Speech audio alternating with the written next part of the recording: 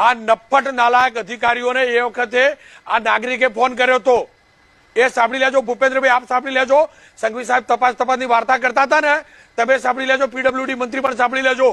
તમારા અધિકારીઓ નફ્ફટ છે, નાલાયક છે, એમના પાપે જીવ ગયા છે, આ હત્યા છે.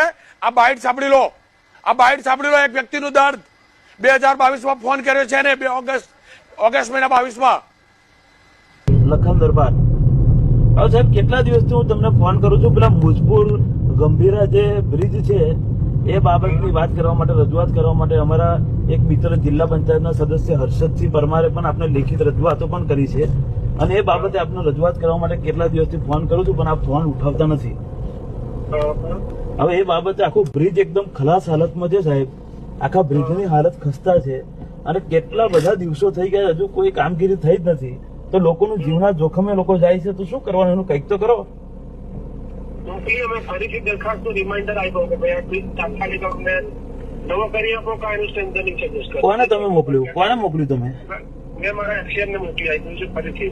અરે પણ સાહેબ આવું ના હોય, તમે હે અને એ અમારી ડિઝાઇનમાંથી ઓછી ડિઝાઇનની ટીમને બોલાવી છે.